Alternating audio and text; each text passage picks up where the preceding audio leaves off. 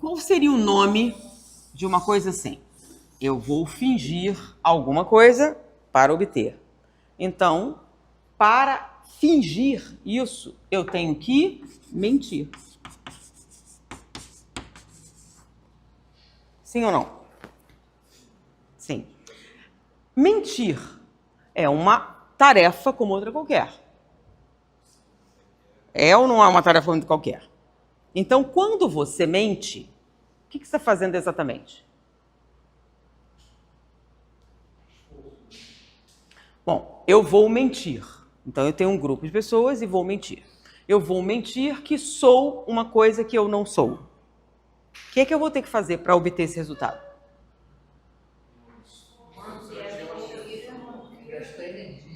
Sim, mas vamos falar lentamente o que eu vou fazer. Ó, eu vou aqui e vou mentir. Como é que vocês sabem que eu estou mentindo? Não podem saber. Se vocês souberem, eu não menti bem, certo? Entenderam ou não? Eu sei que parece óbvio, mas a pessoa que não está notando, a gente acredita piamente que é vantajoso mentir. Tá? As pessoas mentem por uma razão. Elas mentem porque acreditam que vai obter vantagem. Porque sabe, lembra que a gente faz tudo para a gente se dar bem? Então você acredita que mentir é melhor do que não mentir. Por isso está fazendo. Ou seu objetivo é autodestruição. Eu vou mentir que eu quero que vocês acabem comigo. É para isso que a gente mente? Se eu estou mentindo, o que é que eu estou dizendo implicitamente? Se vocês me verem como eu sou, não vão gostar. Não vão aprovar. Não vão dar o que eu preciso. Logo, eu não posso ser eu. Não é isso? Porque se eu achasse que eu sou suficiente, que eu tenho o necessário, eu preciso mentir? Então, quem é que precisa mentir? Não é quem precisa manter, Rita. Olha só, se você diz que é quem precisa manter, então tá certo. Eu estou mentindo por uma boa causa. Eu quero que vocês me obedeçam, então eu vou mentir, porque assim vai dar tudo certo. É por esse motivo que eu estou mentindo? Isso é um auto-engano. Isso é uma justificativa que eu estou dando. Eu não acredito que vocês vão me obedecer, então eu minto. Eu não acredito que vocês vão... Então eu minto. Se eu tivesse certeza que eu tenho o suficiente, eu mentiria? Não. Quem é que não precisa mentir? Quem é?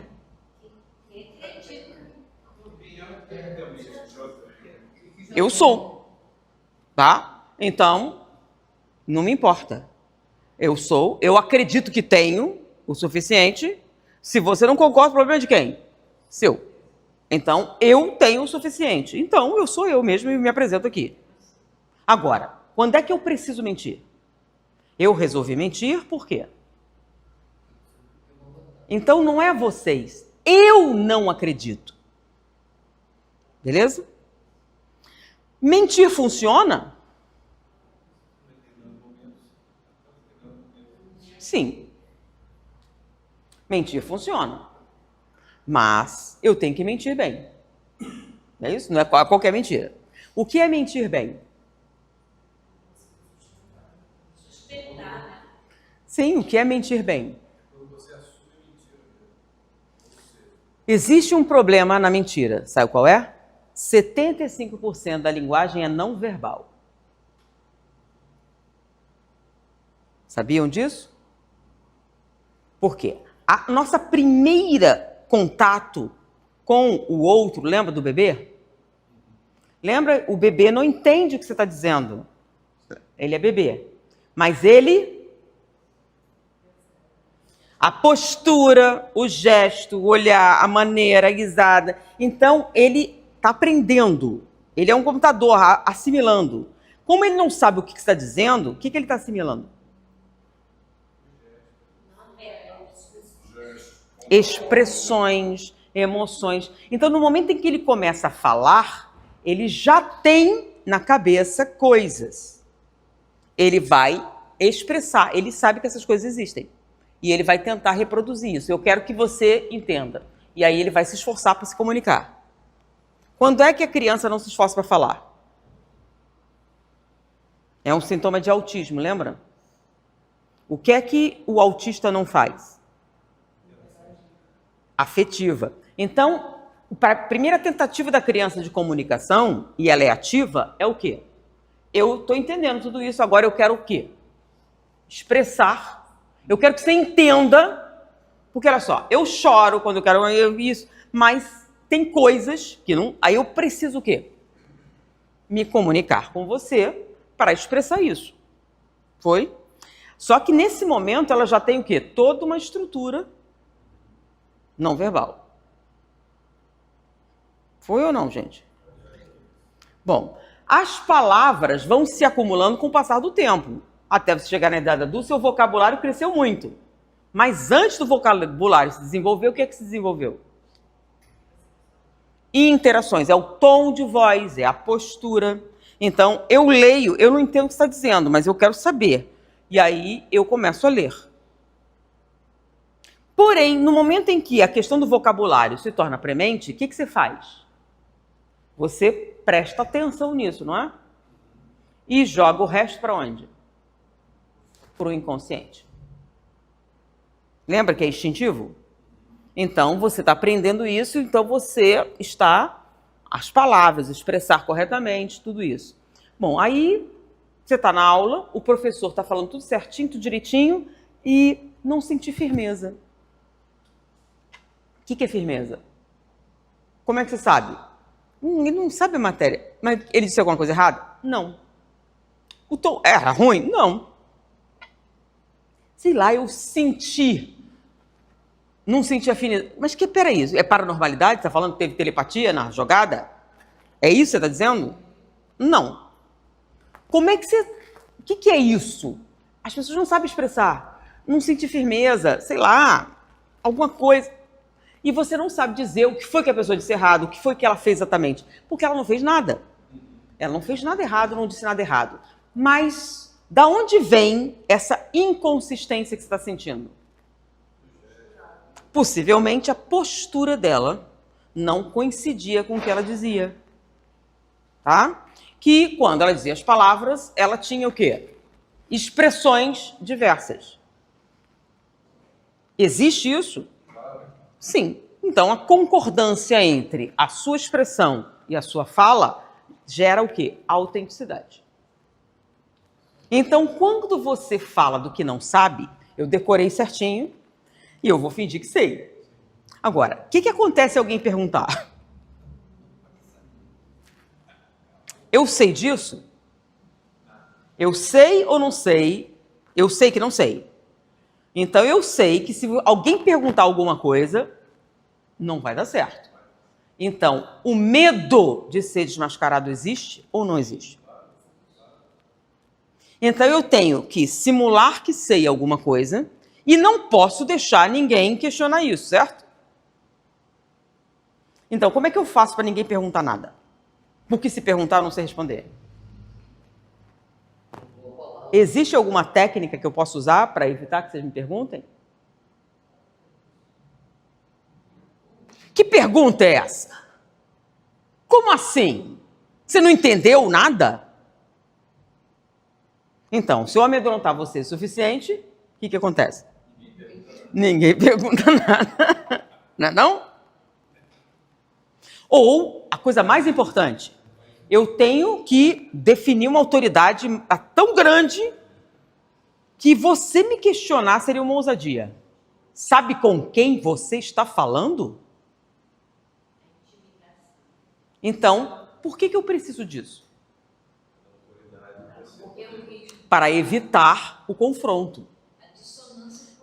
Então, olha só, eu preciso que você não ouse, tá? Então, eu vou criar isso. Qual o nome disso?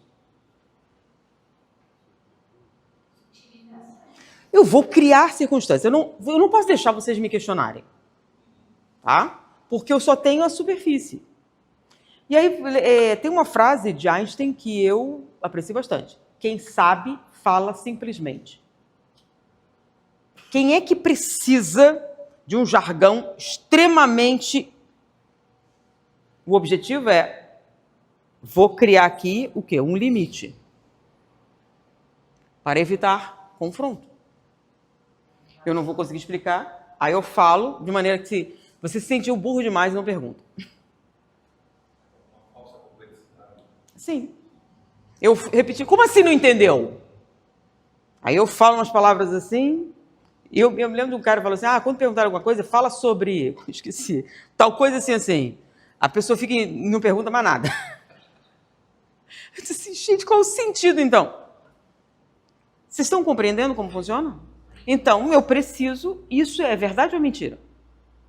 Agora, eu estou aqui na frente de vocês, ok, eu sou até corajosa, mas eu estou com medo de ser desmascarada? Sim. Olha só. Aparentemente não. É claro, eu não posso demonstrar. Para eu mentir bem, vocês não podem perceber, certo? Então, quanto esforço envolve eu fazer isso? Porque eu estou ou não estou com medo de ser desmascarada? Então, eu tenho que revisar tudo que eu disse. Por quê? Lembra que eu inventei? Nunca viram um filme sobre crime que o cara pergunta, o que você comeu no café de manhã? Agora conta, fala de trás para frente. Quando você está rememorando o que aconteceu, você tem uma memória integral. Então você tem o acontecimento, tem o cheiro, tem tudo do ambiente. Você pode ver de vários pontos de vista. Você está entendendo? Você estava lá. Você não está criando um cenário. Então, não há esforço envolvido em recriar. O máximo, peraí, não lembro, não prestei muita atenção. Isso é normal. Agora, se eu estou mentindo, eu preciso de detalhes, eu preciso construir para mim mesmo. E isso é um esforço. Só que o esforço não é só na hora que eu invento, é na hora que eu estou falando. E eu tenho que me lembrar do que foi que eu disse. E se você me perguntar alguma coisa, eu não me preparei para essa pergunta, então eu tenho que inventar uma resposta que seja convincente. Bom, quanto tempo eu consigo manter essa situação?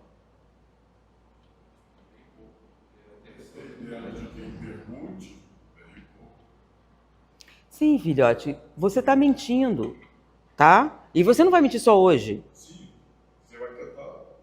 Qual é o ônus de fazer isso? Você tem que manter a mentira não precisa nada, é um custo. Tem um custo alto, então você achou que valia a pena. Quando você vai contabilizar, valeu? O que é que a gente vê a longo prazo? Lembra o nível de cortisol, gente? Se o cortisol naturalmente já faz mal, imagina um cortisol nesse nível. Porque você está produzindo cortisol por causa da sua tensão normal. Mas você descansa. Quem está mentindo não pode descansar. Se você bobear, o que acontece? Então, quando é que descansa? Não descansa. E outra coisa, você tem que fazer sozinho. Porque qualquer pessoa pode ser o quê? Como você está mentindo, com quem você vai compartilhar isso? Em quem você vai confiar? Entendeu o problema? Bom, se eu estou dizendo a verdade, aí é relevante, é verdade. Agora, se eu estou mentindo, o que acontece? Todo mundo é um potencial inimigo. Se alguém descobrir, o que é que pode acontecer? Pode me desmascarar, pode isso, pode aquilo, pode me chantagear. E se você está mentindo, você acredita que os outros estão dizendo a verdade? Aí começa um problema. Se você tem um problema, quem mente, tá? Eu estou mentindo. Eu faço isso o tempo todo. Logo, qual a probabilidade de você estar mentindo também? Porque a gente julga os outros por quem? Então, além do medo de ser desmascarado, você tem também a desconfiança. E essa desconfiança e o medo gera o quê? Um problema para aprofundar relacionamentos. Porque para você desenvolver relacionamentos afetivos, você precisa relaxar e, o mais importante, precisa confiar. Porque é isso que chama relacionamento afetivo. É diferente de um comercial. Então, olha só, eu estou com um estranho e eu vou vender um produto e receber. Então, eu não estou querendo aprovação, não estou querendo afeto, não estou querendo uma troca afetiva. Eu vou te dar um produto em troca do seu dinheiro. Ou se é uma relação comercial de saber, por exemplo, Eu sou sua aluna, eu vou pagar e eu quero o seu saber. Vocês estão compreendendo? O que é uma relação afetiva? O que a gente tira de uma relação afetiva? A gente quer alguém para nos dar apoio emocional. Como é que alguém vai dar apoio emocional se você não responde emocionalmente? Olha só. Então, se você não responde emocionalmente, o que você vai ter? Um novo relacionamento comercial. Só que mais difícil. Porque ele vai estar dormindo com você na sua casa. Aí, o que você fez? Em vez de relaxar, aumentou sua tensão. É mais alguém para quem você precisa mentir. Quando é que você descansa? Nem sonhar em paz você pode. Vai que fala dormindo. Então, é um desgaste sem fim. E essa é a mentira. Agora, e quando você mente para si mesmo? Ok, eu estou falando de mentir para o público. É ruim. Mas você quer ver uma pior? É mentir para si. A gente faz isso? Faz. São os mecanismos de defesa do ego, compensação, etc. Você está mentindo para si mesmo, tá? Então, você tem o ego, aqui, o superego e o id. Eu estou fazendo uma metáfora com a psicanálise, ok? Então, tem alguém que você não pode deixar sair, certo? Não é para você mesmo que está mentindo? Então, você não pode olhar ele no espelho, pode? Então, você vai fazer o quê? Reprimir. Reprimir fortemente. Quanto maior a diferença entre o eu externo e o eu que se reprime, o que acontece? Maior pressão, tá? Quanto tempo você consegue manter? Qual é o sintoma dessa mentira interna? O principal sintoma chama-se o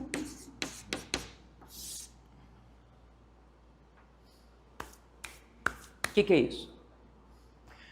Você está pressionando. Ele quer sair e você não deixa nunca. O que acontece? Ele vai ganhando força. Ele pode tomar o controle? Não, não pode, porque você está firmemente segurando. O que ele faz então? Passa através. Principalmente nas coisas que você não consegue controlar. Então, eu quero reprimir alguma coisa e eu começo com tiques nervosos. Lembra? Compulsões. É a manifestação. Ele está gritando, eu vou sair querendo ou não querendo. E olha só, se você continua reprimindo, eu vou colocar você numa situação tal que vai ser impossível você negar a minha existência. É uma pessoa que você está prendendo dentro de uma gaiola. E ela vai tentar te colocar no ridículo. Ele vai fazer você sofrer a tal ponto que ou você reconhece a minha existência ou eu destruo você. Quem é seu inimigo? Então, a neurose são esses sintomas que ficam vazando. Pequenas compulsões, coisas que você não consegue controlar. E elas vêm nas entrelinhas. Agora, quer ver? Você é uma pessoa racional, tá tudo normal. Com licença, vai lá e lava a mão. Aí eu continuo aqui, continuo falando com vocês, daqui a pouco, com licença, você vai lá e lava a mão. E quando você faz a palestra, você lava a mão 30 vezes. Você quer fazer isso? Você quer que os outros saibam que você está fazendo isso? Não. Não, né? O que você pensa de si mesmo quando faz isso? Você quer? Não. Tudo que você gostaria é não fazer isso. Mas por que você faz? Você não consegue controlar. É uma compulsão. E você tem vergonha? Muita. Você quer que os outros percebam? Não. Entendeu? Então a gente esconde, a gente finge que está tudo normal. Mas está? Então, se você está lavando a mão 20 vezes, isso é o que todo mundo faz? E outra coisa, qual é o motivo de você lavar a mão? Qual o motivo? Normalmente, eu tenho medo de germes, mas você sabe que não é isso. Você não sabe. Você só não consegue deixar de fazer. Por isso que a gente chama de Hoje, agora, transtorno neurótico, né? Então, antigamente, por que neurose? Porque achava que era inflamação do processo mental, tá? Você tem uma inflamação. Mas é uma metáfora boa. Então, tem alguma coisa ali que está fazendo o seu sistema imunológico reagir e está criando um processo inflamatório. Lembra? Fica vermelho, incha, tal, e vaza. É um vazamento. E isso evolui. O que é uma psicose? Isso aqui são sintomas, mas a sua mente não está tudo aqui direitinho? E quando a coisa evolui? E aí você tem descontrole da imaginação, ou descontrole comportamental, ou estrutural. Entendeu? Porque está ficando sério. Tá? Quem é o causador disso? Você mesmo. Mas espera aí, é outro eu? Não, é uma parte sua que você não quer admitir que existe. O que é o processo terapêutico? Lembra? O que fazer para... Conhece a ti mesmo? O que você precisa fazer para isso passar? Porque mentir para os outros é oneroso. Agora, mentir para si mesmo é a pior coisa que você pode fazer. Porque o sintoma é incontrolável. Ah, mas há alguns anos eu consegui. Sim. Qual foi o preço? Porque quando você chega nesse ponto, é que o quê? Você está reprimindo muita coisa. Aí está vazando. Você tem tanta coisa que começa a criar um vazamento. E se você negar isso, ele vem cada vez mais forte. Qual é a única maneira de você se livrar? O que você precisa fazer? Você tem que parar de mentir para si mesmo. Tá? Então, você precisa saber quem... Então, aquilo que está escrito, conhecer a si mesmo, não é uma tese filosófica, é uma necessidade. Uma necessidade para a nossa saúde mental. Tá? Então, a discrepância entre o que você diz querer e o que você precisa para consumar é uma parte disso aqui. Então, por que você corre tão compulsivamente? E o pior, por que a sabotagem? Eu quero isso. Então, quando você está perto de conseguir, você faz uma bobagem e estraga tudo. Aí você pensa, mas por que eu fiz uma coisa dessa? E faz de novo, e de novo. Então, você não consegue. Então, você finge, corre. Quando você deveria consumar, você cria um subterfúgio. Por quê? Você não quer enfrentar a realidade de que esse é um sonho comprado. Eu estou falando comprado entre aspas, tá, gente? É uma metáfora. Você comprou de alguém. Agora, tem como você enganar a si mesmo? No fundo, você sabe? Sabe. Aí o que você faz? Cria um monte de mecanismos para travar, impedir, acontecer, e por isso vai. Para quê? Para você ter uma desculpa. Qual seria a sensação de chegar lá e não sentir nada do que você esperava? Desperdicei minha vida. Quanto tempo eu gastei nisso? Então, muitas pessoas não querem enfrentar essa realidade. Então, o que ela faz? Cria mecanismos de fuga ou negação. Aqui eu falei de compensação, mas tem a fuga, tem a negação. O que é? Você tem que ter uma dor de cabeça, você cria um problema. Até você cria uma doença. E ela pode ser uma doença real, por exemplo, uma doença autoimune. Com que objetivo? Eu tenho que ter uma desculpa razoável para não conseguir cumprir a minha meta. Eu já falei, eu me comprometi, então eu crio uma doença. Sim, isso acontece. Você cria uma doença para fugir de encarar a realidade. Vocês estão entendendo o nível que a gente está falando? Na superfície, tudo parece ter um sentido, mas o problema é o quê? Na intimidade. Porque, olha só, numa fotografia da festa, tá todo mundo sempre sorrindo, não é não? E aí, quando você está sozinho no espelho, como é que você está? Quando você vai dormir, o que você pensa? Só que você vai dormir todo santo dia durante anos. Quanto tempo você consegue manter?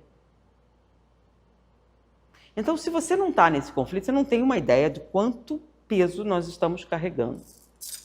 E isso é por isso, quando a gente pensa, Por que as pessoas envelhecem? Porque morrem antes da hora.